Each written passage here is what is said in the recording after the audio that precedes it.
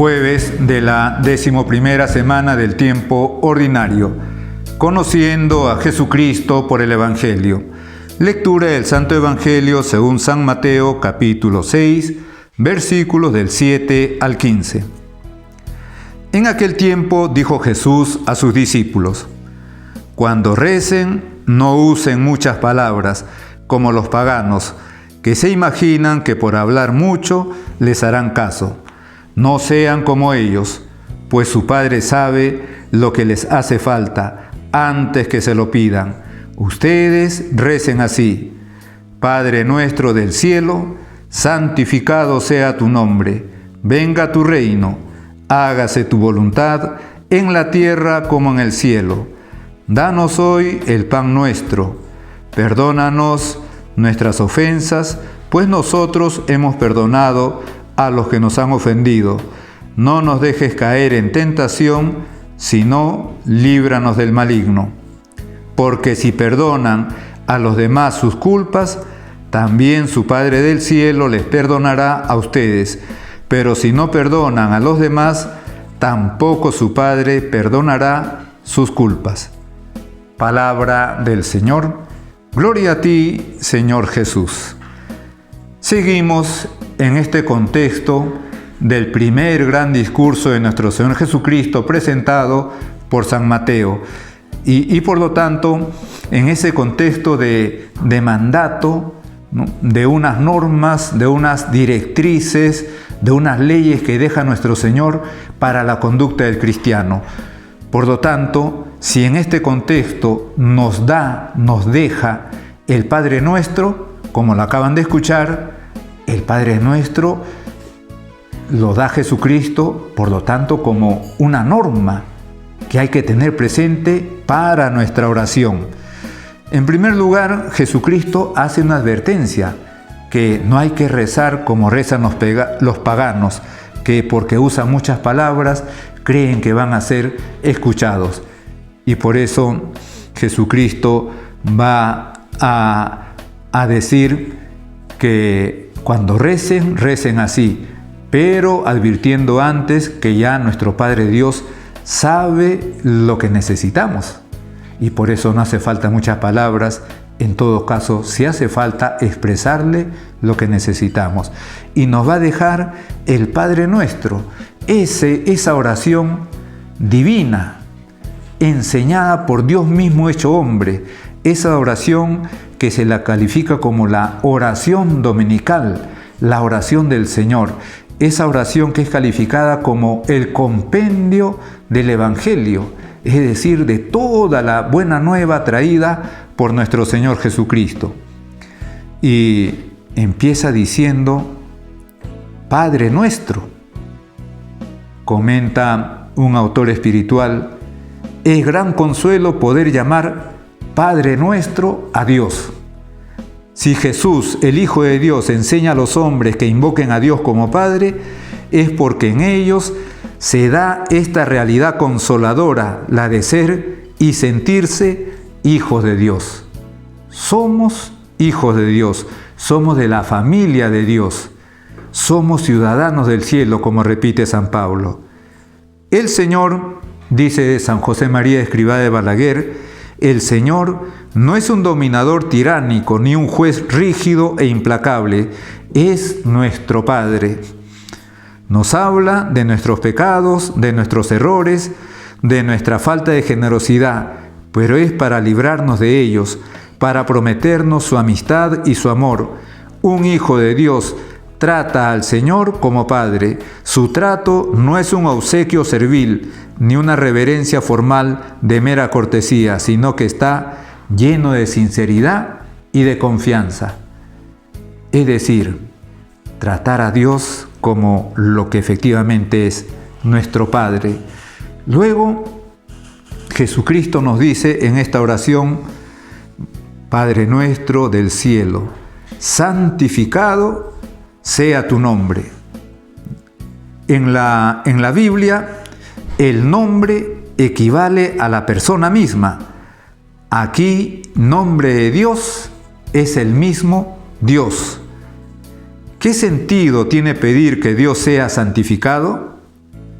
No puede serlo a la manera humana, alejándose progresivamente del mal y acercándose al bien, puesto que Dios es la santidad misma. Por el contrario, Dios es santificado cuando su santidad es reconocida y honrada por sus criaturas. Este es el sentido que tiene la primera petición del Padre Nuestro: santificado sea tu nombre.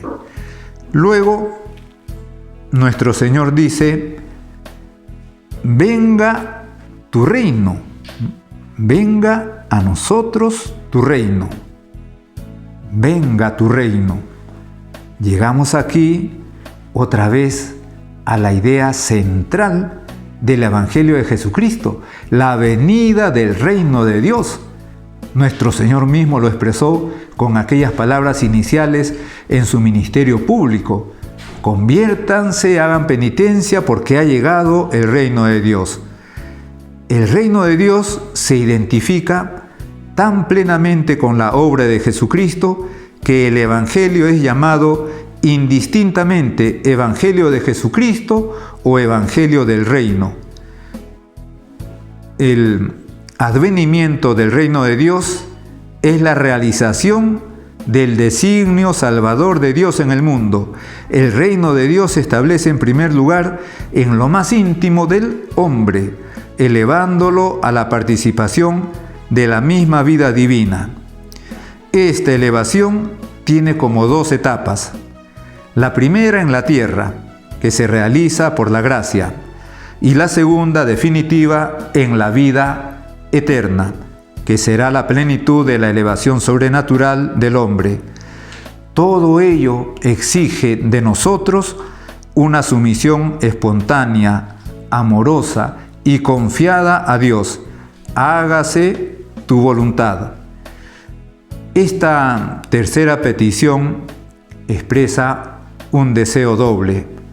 Primero, la identificación del hombre con la voluntad de Dios, de modo rendido e incondicional. Es la expresión del abandono en las manos de su Padre Dios.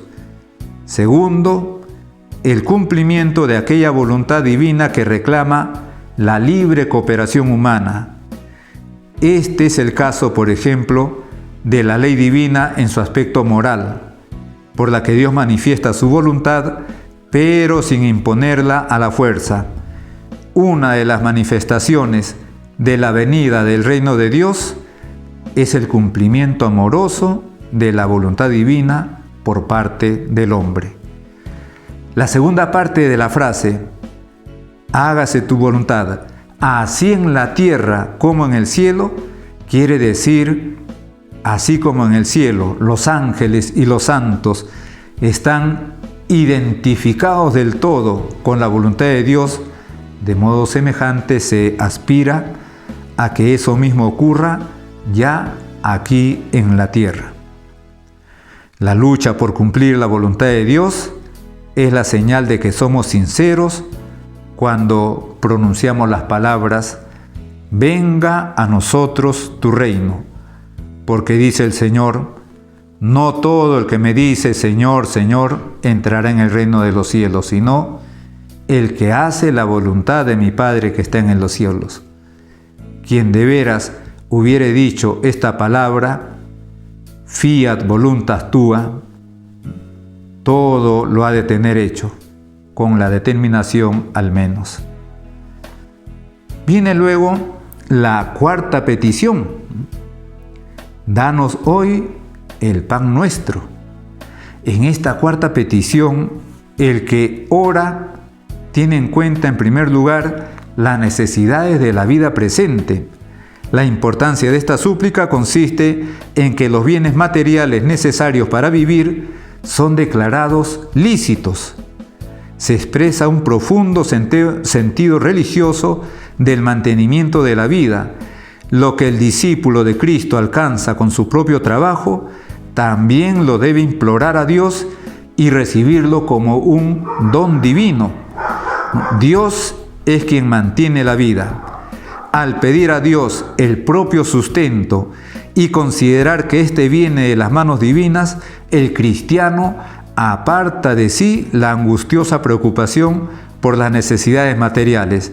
Jesús quiere que pidamos no la riqueza o el gozo de esos bienes, sino la posesión austera de lo necesario. De ahí que tanto San Mateo como en Lucas se hable del alimento suficiente para cada jornada. Danos hoy el pan nuestro. Danos hoy, para esa jornada, para ese día, el pan nuestro. Y esto lo presenta así San Mateo y San Lucas. La cuarta petición se dirige pues a una moderación del alimento y de los bienes necesarios, lejana de los extremos de opulencia y miseria, como ya había enseñado Dios en el Antiguo Testamento, como lo dice el libro de los Proverbios. Dice: no me des ni miseria ni riqueza, concédeme el pan necesario, no sea que llegue a hartarme y te niegue, diciendo: ¿quién es Yahvé? O que en la indigencia robe y profane el nombre de mi Dios. Los santos padres, aquellos santos de los primeros siglos de la Iglesia, los santos padres han interpretado el pan que aquí se pide. Danos hoy el pan de cada día. Lo han interpretado no solo como el alimento material, sino también han visto significada la Sagrada Eucaristía, sin la cual no puede vivir nuestro espíritu. Según aquel catecismo que duró siglos en nuestra fe, en la Iglesia Católica, el Catecismo Romano, las razones para que se llame a la Eucaristía pan nuestro cotidiano son porque cada día se ofrece a Dios en la Santa Misa y porque debemos recibirlo dignamente, a ser posible todos los días, según aquel consejo de San Ambrosio. Si el pan es diario, ¿por qué lo recibes tú solo una vez al año? Recibe todos los días lo que todos los días te es provechoso. Vive de modo que diariamente seas digno de recibirle. Palabras de San Ambrosio. Luego van a decir nuestro Señor en esta oración: perdónanos nuestras ofensas, o como hasta hace poco se decía, perdónanos nuestras deudas. Deuda tiene aquí, o ofensa, tiene aquí claramente el sentido de pecado. En efecto, en el dialecto arameo, en tiempo de Jesús, se utilizaba la misma palabra para designar ofensa o deuda. En la quinta petición reconocemos pues nuestra situación de deudores por haber ofendido a Dios. En la revelación del Antiguo Testamento es frecuente el recuerdo de la condición pecadora del hombre. Incluso los justos son también pecadores. Reconocer nuestros pecados es el principio de toda conversión a Dios. No se trata solo de reconocer antiguos pecados nuestros, sino de confesar nuestra actual condición de pecadores. Esta misma condición nos hace sentir la necesidad religiosa de acudir al único que puede remediarla, es decir, Dios. De aquí la conveniencia de rezar insistentemente con la oración del Señor para alcanzar de la misericordia divina una y otra vez el perdón de nuestros pecados. La segunda parte de esta petición: perdona nuestros pecados, así como nosotros perdonamos a los demás.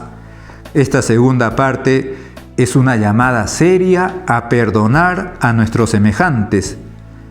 ¿Cómo nos atrevemos a pedir perdón a Dios si no estamos dispuestos a perdonar a los demás? El cristiano debe ser consciente de las exigencias de esta oración, que ha de rezar con todas sus consecuencias. No querer perdonar a otro es condenarse uno a sí mismo. Y luego viene la siguiente petición del Padre Nuestro: no nos dejes caer en la tentación. No pedimos aquí no ser tentados, porque la vida del hombre sobre la tierra es milicia, dice Job. ¿Qué es pues lo que aquí pedimos? Que sin faltarnos el divino auxilio, no consintamos por error en las tentaciones, ni cedamos a ella por el desaliento, que esté pronta en nuestro favor la gracia de Dios, la cual nos consuele y fortalezca cuando nos falten las propias fuerzas. Reconocemos en esta súplica del Padre nuestro nuestra debilidad para luchar contra las tentaciones con las solas fuerzas humanas. Esto nos ha de llevar a recurrir con humildad a Dios para recibir de Él la fortaleza necesaria, porque muy fuerte es Dios para librarte de todo y más bien te puede hacer que mal todos los demonios. Tan solamente quiere Dios que te fíes de Él, que te arrimes a Él, que confíes de Él y desconfíes de ti mismo.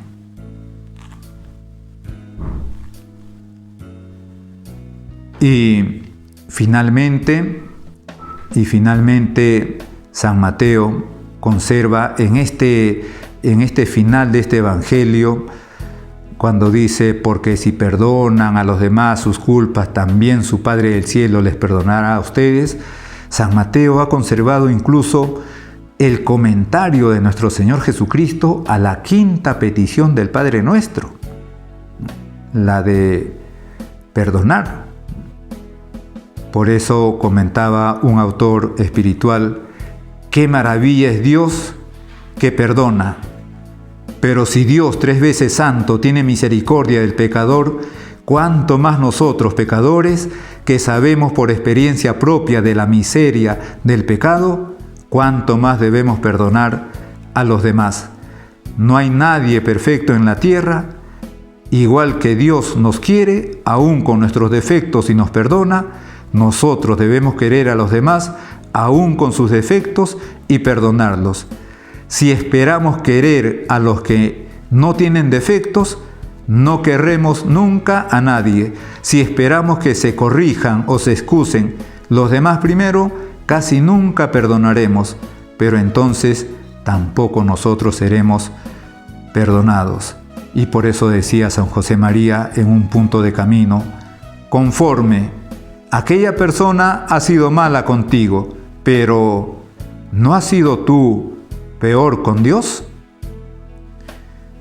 Perdonando a quienes nos han ofendido, nos hacemos pues semejantes a nuestro Padre Dios. En el hecho de amar a los enemigos se ve claramente cierta semejanza con nuestro Padre Dios, que reconcilió consigo al género humano, que era muy enemigo y contrario suyo, redimiéndolo de la eterna condenación por medio de la muerte de su Hijo. En definitiva, el Padre Nuestro es el resumen de todo el Evangelio. Y ahí encontramos en esas peticiones el modelo para todas nuestras peticiones. Y ahí encontramos la forma más sencilla y más humilde para dirigirnos a nuestro Padre Dios. Que lo tengamos siempre presente. En el nombre del Padre, y del Hijo, y del Espíritu Santo. Amén.